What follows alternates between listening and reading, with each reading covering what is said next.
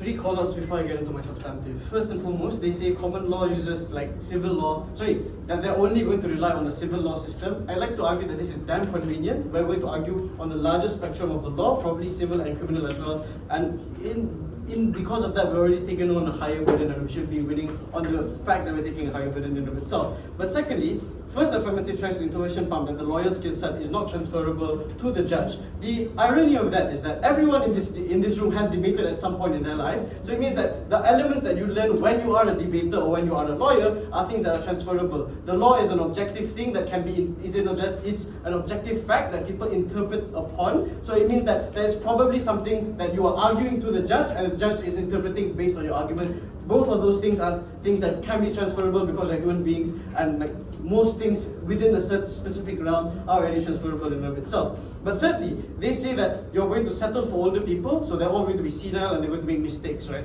How do younger people function? Judge, I want you to gut check. Younger people are impulsive, they're rash, and they're prone to making mistakes, right? And what they're doing is subjecting people who are with it, like the plaintiffs or the accused individuals, onto like young people who don't have a lot of experience beyond just theory and examinations to decide the fate of people, whether or not they die, whether or not they get the death sentence, whether or not they go to jail. This is not going to be something that happens on the our side, because contrary to popular belief, just because you're old doesn't mean you're senile. Like, if Affirmative wants to argue that, then every single common law country would have like these dusty MFs who don't know how to create law, and everyone will be going to jail and getting the death sentence because they're senile. Obviously, this isn't a fact. In fact, the experience that they have is far more limited, because the ability for you to be qualified to become a judge in the first place, like first F tries to argue, is that you're taking an exam. The ability for you to take exams on that is probably limited. For example, if you're an aviation officer, you take like one exam every 10 years. So the ability to determine whether or not you are up to speed is limited in nature, to determine whether or not this person can actually be suitable to continue within the judiciary. Comparatively, we have case studies on our side. Your performance as a lawyer throughout your entire life, whether or not you've won cases, whether or not you properly understood the law, are things that are objectively identifiable and things that are important for us to be able to determine whether or not that person is suitable to become a law. Because you are evaluated, for example, in Malaysia, you have the Malaysian Bar Council and the Malaysian judiciary system, which evaluates whether or not a lawyer, whatever academician or whatever the other alternatives are, is fit to become a to become a judge and to oversee the consequences of another person's life. I want to get to framing them. What does the law look like? This is something that was missing in their speech, because they don't explain to you that firstly, it needs a human element. The mitigations and defenses that work in status quo, for example, like unsoundness of mind, mistake of fact, mistake of law, first-time offences, this individual being a breadwinner and therefore the punishments that should be inflicted upon him shouldn't be as punitive. All of these are things that you argue for your client when you are a lawyer, and those are not things that you argue when you are a judge, because you evaluate purely based on what you've learned in theory, and theory doesn't necessarily always translate into you being able to be more empathetic to an individual. But secondly, it's built on four major pillars. Retribution, rehabilitation, deterrence, and punishment. There needs to be a balance between the four pillars. Judges need to know how and what to do when they are evaluating this. For example, if you're an African American, right, a lot of the times you've seen Judge Fleischer on YouTube, he says things like, oh, walking while black, right? That's not a crime. But the average individual who is only subject to theory and hears like hearsay or mere assumptions from what exactly the police officer is doing might not be able to necessarily distinguish the fact that there is bias and prejudice that exists within the legal system. But when you represent a black person, you understand that he is someone who is undergoing critical systemic violence onto his lived experience, and that's something that you take into consideration when you later progress into your career as a judge. First argument then, why career judiciary is bad.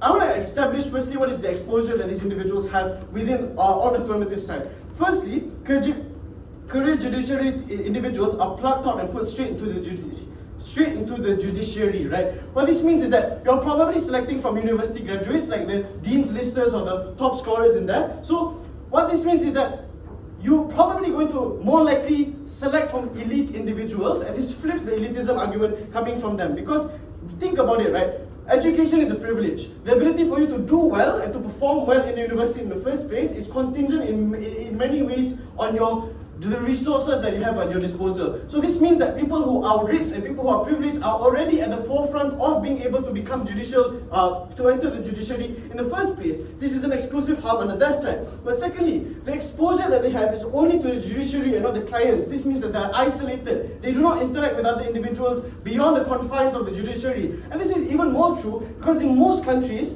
the judiciary is not allowed to interact with other individuals within the country, right? Because the exposure that you can have to other people should be limited to ensure that you remain at least on face value as impartial. This means that the exposure that they have is even more limited. Comparatively, obviously, if you're a lawyer, you have to deal with other individuals. You're not beholden to the same standards. This is fine on our side. But thirdly, in a lot of countries, you're rigid, and in these career judiciary countries, they are rigid and egotistical. A lot of the times, they think that they are the and all be all because of the fact that they went into a separate system, that they're special, that they're treated differently, that they have this special education that is non-comparable to whatever the lawyers have. Therefore, it's their way or the highway. If you don't listen to them, more often than not, they're probably not going to hold kindly to you. For example, in Japan, the success for appeals in Japan in and of itself is less than 5% because more often than not, there is a prioritization onto the honorifics and onto the authority of the previous courts which have decided on the case. But fourthly, the mental calculus that these judges have is strictly dictated by the training. They're sheltered, they're completely isolated, and it's like listening to a ChatGPT. They're robotic and they follow things to the letter of the law. What are the impacts? Number one, you're more likely to subject accused individuals, plaintiffs or defendants to the prejudices and biases which you are exposed to within those environments in and of itself. For example, in Japan, it's hierarchical and non-questioning to authority, so appeals don't work. B, in South Korea, it's misogynistic. For example, 4 years ago, there was a person who raped 15 different individuals, but he was able to be let go because he was under the defense of intoxication, despite there being very clear evidence that there was 15 people that he raped. This is because of the misogynistic nature and environment that the judges in South Korea are exposed to. But see, in France it's Islamophobic, in Germany it's too rigid with the application of the law. This means that you're likely number two, you are less likely to question precedents because of all of the environments that you've been raised in and all of the experiences that you've garnered. This does not happen under our side for the exact reason that first affirmatives gives you, that advocates are able to curate their own lived experiences and be able to distinguish between the letter and the letter of the law and the lived experiences that they've had as lawyers in and of itself. But thirdly, it's exclusionary. The poor people on their side are fucked because they aren't able to join the judiciary and learn how exactly be able to compete with all of the rich people who have better resources, etc. Secondly, why is common law better? A, you have a lived experience of the law. And the exclusivity under our side is that number one, you have exposure to clients and you have exposure dealing with judges in and of itself. They only deal with the clients and the lawyers in isolation. B, there's representation. You perform for your clients pro bono and paid. C, there's research. If you're academics, if you're government officials, like what the info site says, in Malaysia, you're able to curate the experience over a period of time. You interact beyond the four walls of the judiciary in that instance. The impacts are that A, the law is a very complex field with a multitude of possibilities that training cannot cover. The understanding and nuance of groups of people or circumstances are overshadowed by lived experiences. In essence, we're far better able to cater to the letter of the law and what the law wants in essence. Thank you. Thank the Speaker for that fine speech and second affirmative. Thank you.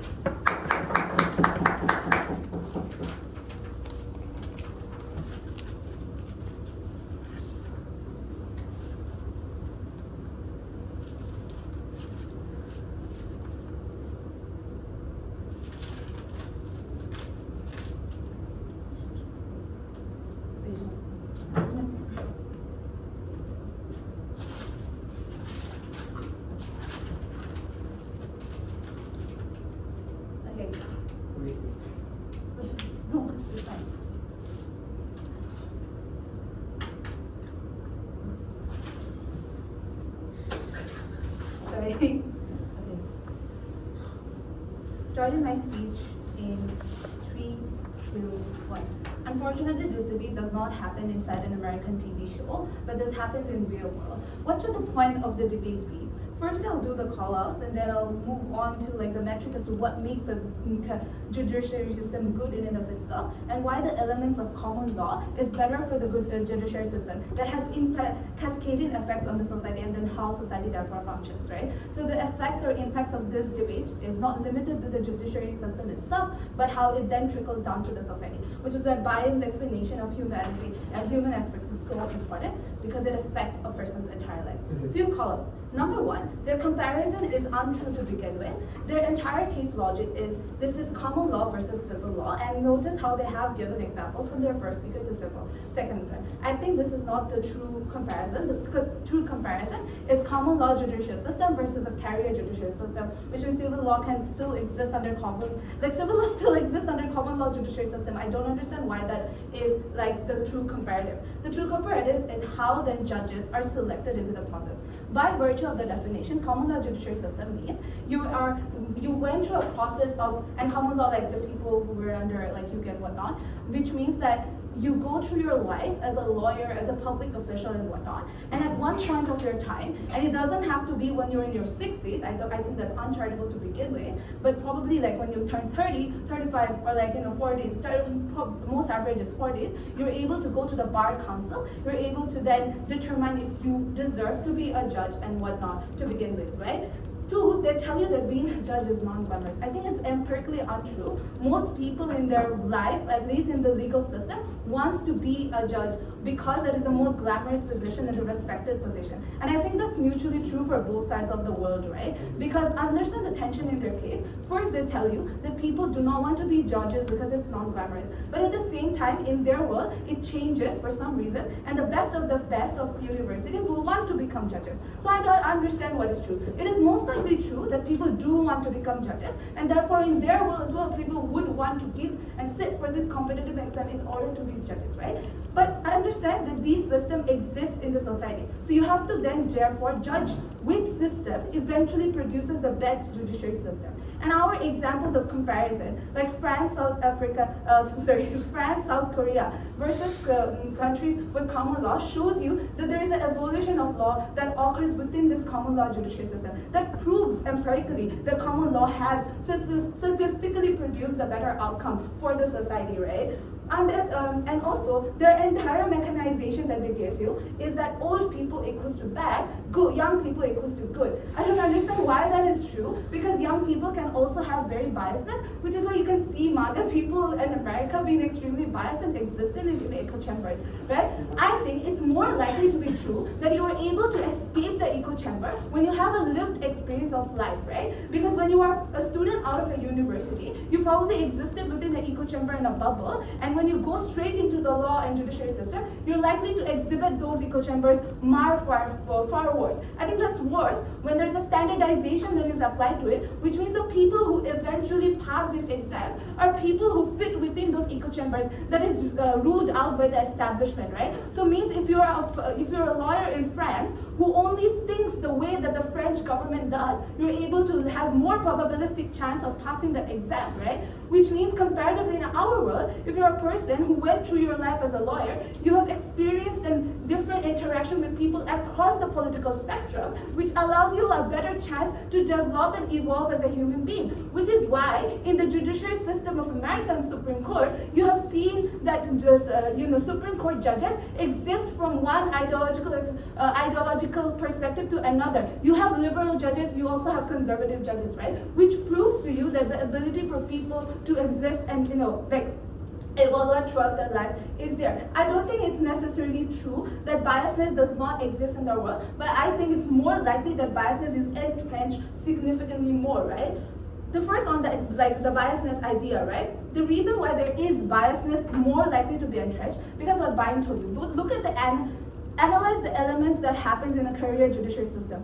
First, you have to go through a competitive exam. And they cannot assert to you that the competitive exam are going to be objectively true and whatnot. Because the way questions are designed in exam does possess a little of biasness between who set those exams to begin with. The most likely scenario of who set these questions within this legal system are people who were within the part of elite establishment, right? Which is why they are likely to judge and assess who is going to be best according to their standards, right? Which might might be like, objectively true within that country, but not probably best in terms of subjectiveness for all citizens. Which is why what Ibrahim told you is important. Like people within South Korea judges are misogynistic in nature because those questions necessarily did not assess if they're misogynistic or not. Those questions did not assess if a Islamophobe is going to be like a bat for the French legal system, right? But what this means is that and then when you're trained, you're further trained on those entrenched political systems, entrenched established rule, meaning the ability for you to break out of that biasness is likely to be less. The objectivity that they do probably achieve is things like what should be the punishment when there's an X, Y, Z case? What should be how should you deal with a particular case? We think that is the extent of objectiveness that happens, right? Two, in the idea of evaluation of law. We think judicial system is not just functioning like how do you assess a person's punishment, but a country's legal system and the evaluation of a legal system is also dependent on the judiciary system. I think the evaluation of law only happens under common law. Why is it true? I think the ability to appeal laws and the ability to set precedents is what makes a law change over time and ability to grow, right? Which is why in France it's extremely hard to appeal things like the Islamophobic rules that the French government has set because there is no precedent to appeal those things to begin with. Even if there is a precedent, the appeal process is extremely hard because the judge you're probably going to appeal to has the same standard with the judge that set that Islamophobic rule to begin with. So the idea of ability and appealism is far worse. Talking about elitism, they tell you affirmative action on everything. We already told you that the people who are likely to ace these exams to begin with are probably going to be people with the best resources. So even if you have affirmative action, you cannot guarantee these people pass that exam to begin with, right? But two, I think it's much more probabilistically true that you're able to have some form of people from different classes of society become lawyers under Arwaa, because it's not empirically true that in America every lawyer comes from the richest background. Even if there's majority of lawyers, like in the worst case, majority of lawyers comes from rich background, there are still people who has made it through their merit, who has those lived experience and eventually made it to those lawyers to begin with. So I don't think how that's exclusive in the other door or like exclusively harmful in our record, right? Why career judges retroactively affect social climate, right? So A, people are scared to litigate and go for law. So for example, Ibrahim already told you that Japan, 99% of the criminal cases are contested because these established corporations are favored in disputations and whatnot. But two, perpetrators run free in Korea because there is not enough perpetrators run free in Korea because there is not enough evolutionary factor within how judiciary system works that is able to catch those or properly assess the extent to how this happens. I think it's more the subjective nature of that common law has, or the subjective nature that allows us is important, because that's not just human that allows us to evolve throughout the theism. They want to tell you the subjective nature is actually the reason for biases. I think it's unlikely to be extended to the fullest. Even in the worst case scenario, there is some levels of biases in common law. We think the ability for judges to be called out by them still exists to the highest degree. That doesn't exist under Arwaa because everyone thinks in a monolithic manner in their world, right? Because if you look at countries like common law, like maybe America, maybe UK, you still, because of the fact that you have judges from other ends of political view, you're able to call them out and improve as a judiciary system. At the end of the day, we win both human judges. Thank you, Speaker, for that fine speech. Writing third half. Here.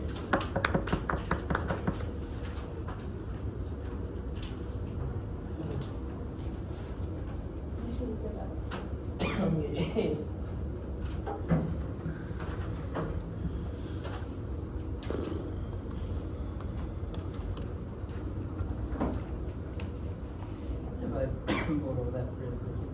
Oh, yeah, sure. Thank you so much. This is what I target. Kmart. Okay, but okay. Okay, at the exact same time, this is great.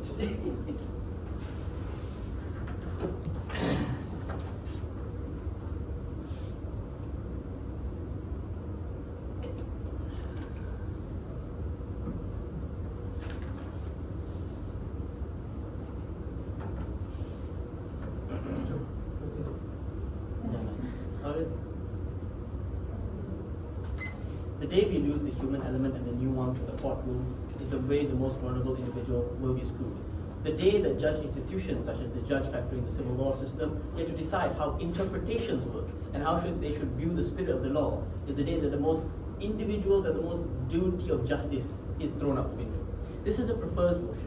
As long as we're able to prove to you that the benefits of the common law system when it comes to experienced judges, the nuances of how they have lived through certain things, the procedures they've seen through, and how they live with different races along the line and understand these races, is where we take this debate. They have to prove and win on the standards of rigidity and arbitrary metrics of competitive systems.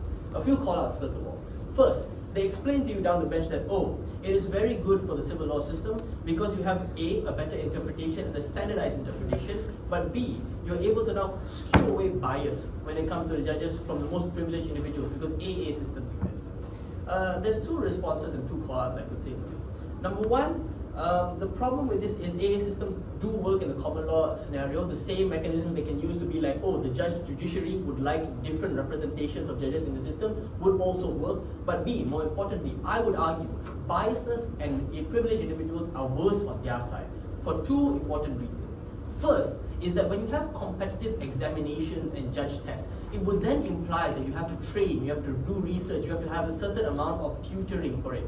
This is only unlocked and has the furthest amount of benefit for individuals who have the most privilege, who can afford the further tutoring, who can actually pay different individuals to teach them how to answer the examinations during these judge tests or judge practical exams.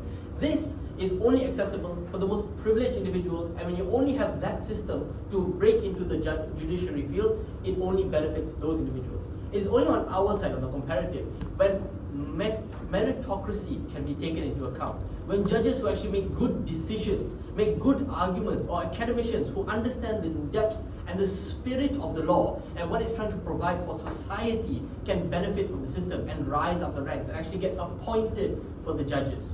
There's two important things I want you to note about side affirmative here.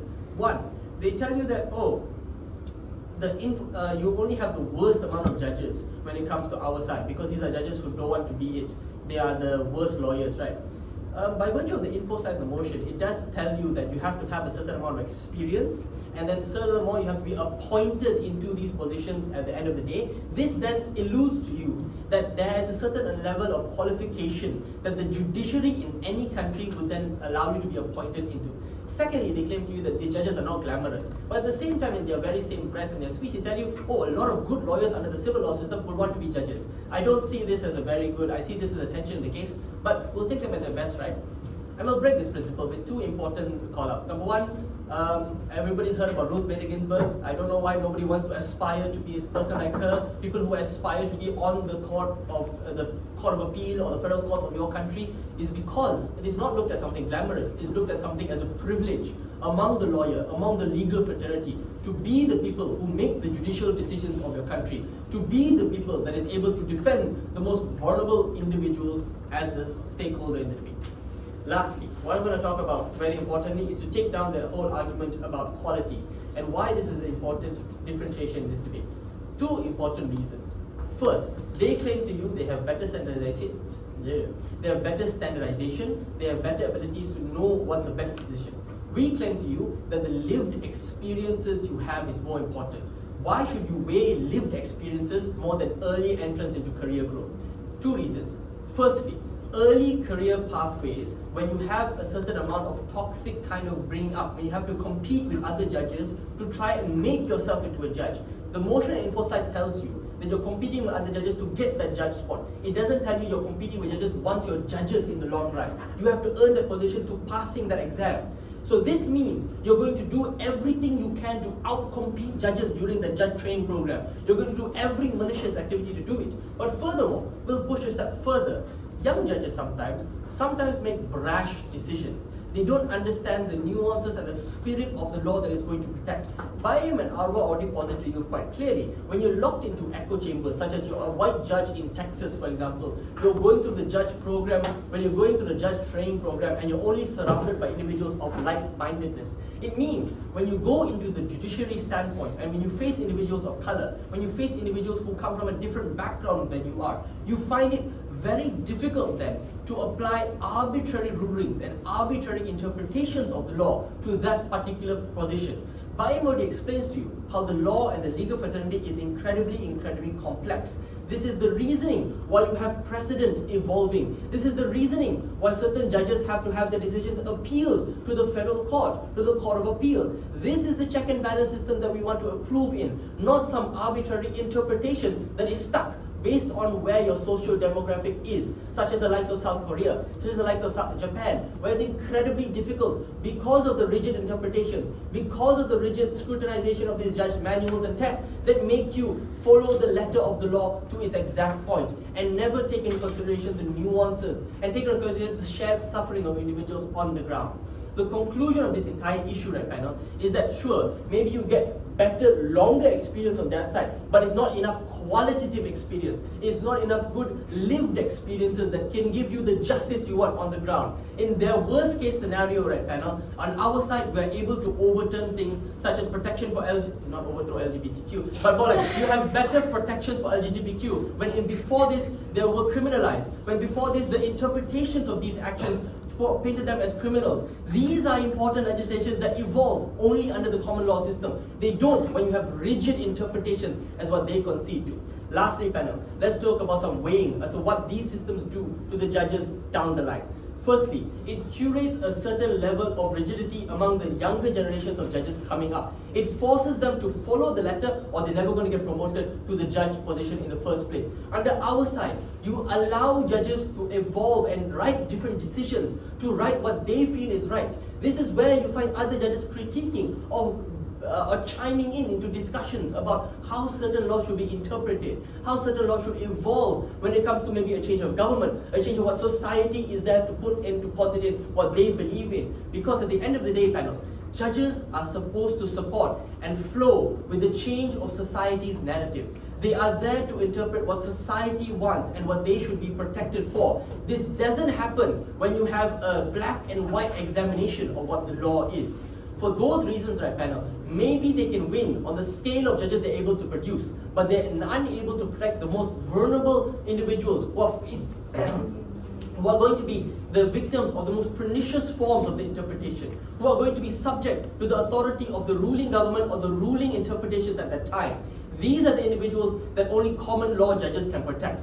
These are the individuals that are going to rise up from these affirmative action places and maybe fight to establish themselves as these glamorous judges, who want to fight to make themselves known, because meritocracy rewards individuals who work hard. Rigidity and arbitrariness only rewards people who can follow the book by the letter. For those reasons, you have to vote for the side that allows a better evolution of the law and allows for the better lived and qualitative experience of judges, not the side who wants to make robots out of judges and takes the humanity out of the courtroom.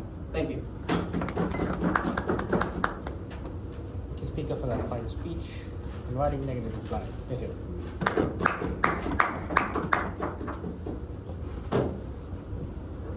I need to leave it here or?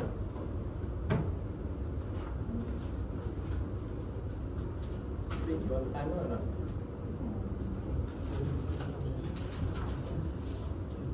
Thank you.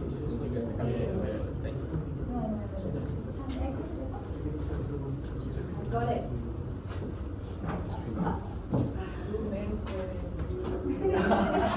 Yeah, right. This is what I have to face. Go, girl. Compensation. Sorry.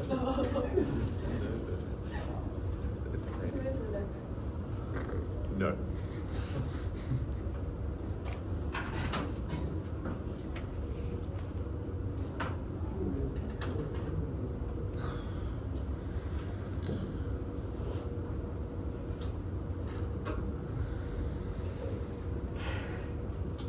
Starting my speech in 3, 2, 1. Law didn't exist out of thin air. It came because our complex and evolving society needed a system that could navigate through that evolving society, right? Which is why when different people move borders and different people are taken into consideration, the law needs to evolve with that evolving society, right? Which is why I think Japan and Korea is still stuck in the 1900s, right? And France is still stuck in its Islamophobic, backwarded mindset.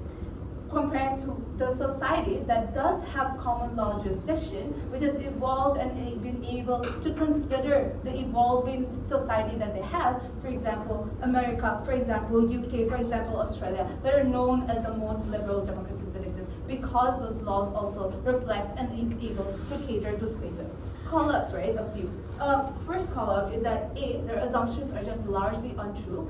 They never prove to you why those assumptions are likely to manifest or exist. The only examples that they are able to give you, first one, is somehow old people, young people better, somehow old people are better, worse because they have a family, and that makes a person worse. I don't understand why family is important in terms of consistent. I would argue it's worse, because if you have no daughter to go back to, you're unable to understand why a rapist is bad for the society. You're unable to understand the cascading effects of society. And we have told you time and again throughout the bench, the debate should be judged on which system eventually leads to a better society, because that is the whole point of the career or jurisdiction to begin with, right? Systems of the elements of those systems that contribute to a better society. They never gave you any mechanization as to why their societies are better because of the career appointed judges. We have given you examples and justification as to why these elements in common law jurisdiction directly contribute to the better and improved society, and does not and worsen societies that have career